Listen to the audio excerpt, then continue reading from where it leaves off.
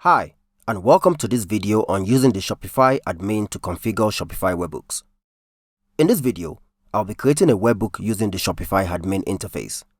I will then generate a webhook URL that allows me to receive my Shopify webhooks in my local development environment. I will also be inspecting the headers and payload sent with the Shopify webhook. Ready to follow along? Let's begin. So to follow along with this exercise, I'm going to be giving you a rundown of what you would need.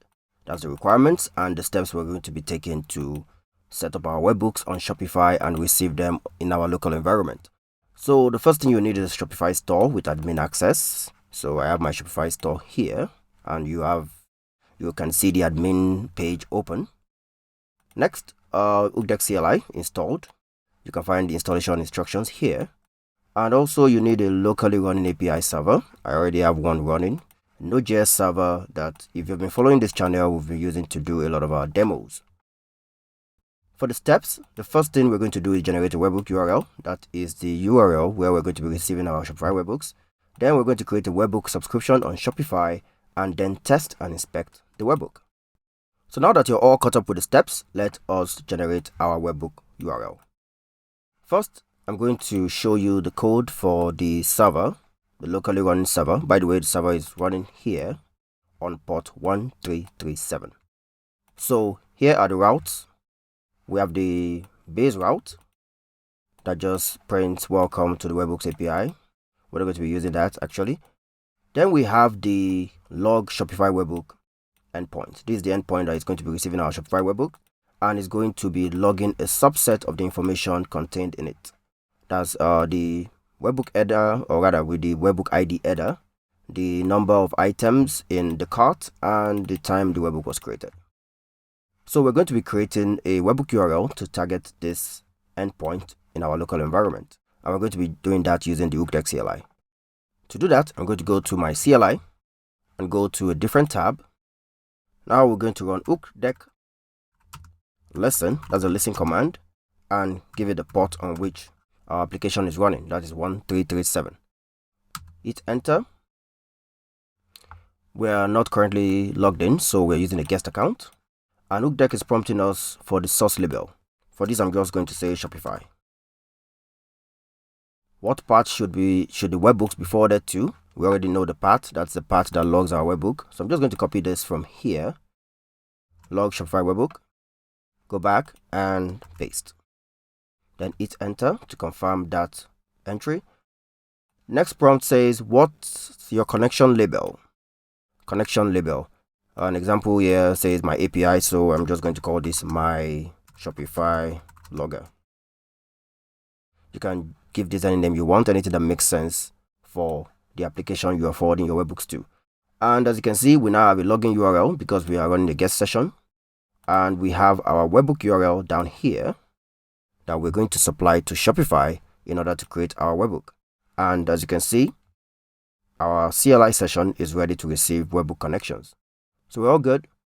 The first thing you want to do is to copy the login URL, that's if you're using a guest session, and go into your browser, paste it in. This ensures that we have a signed in or an authenticated session with Webhook, so that we can inspect our webhooks. One thing you want to make sure of on this page is that this CLI status reads connected. If it doesn't read connected, if it shows disconnected, that means you won't be able to receive your webhook connections on your CLI. Now we have it as connected, so we're all good.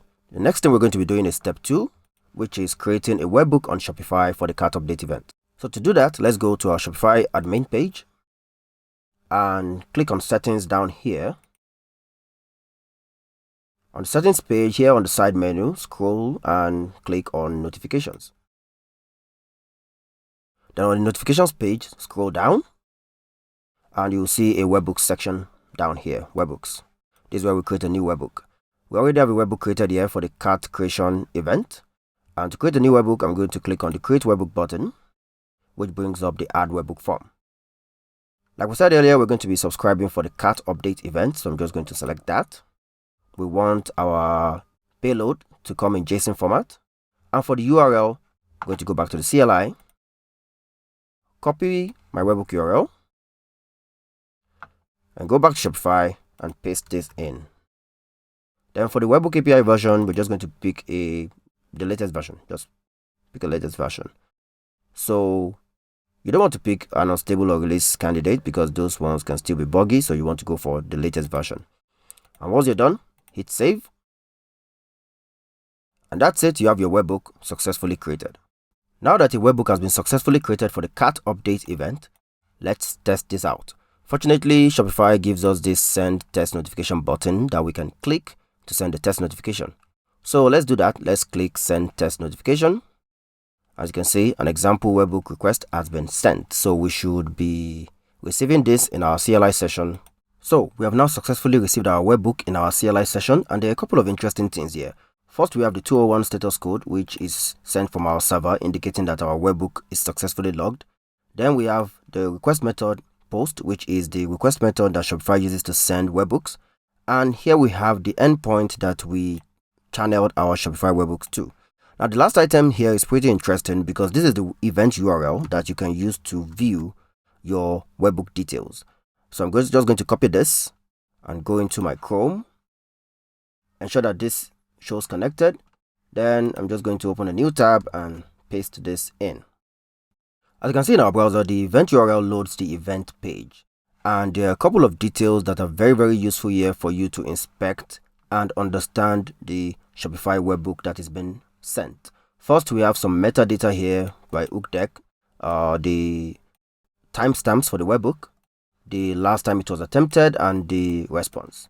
Then if we go down, we have the header section where we see all the headers sent in the Shopify webhook. We have the Shopify webhook ID, we have the topic that we subscribe to, which is the cart update, and we have the security token here, or the security signature that can be used to verify our webhooks. If we scroll down, for the payload, here in the body section, you can see the payload sent with the webhook. You have the ID of the webhook, the token, and the line items. Like I said, the line items are the items contained in your cart.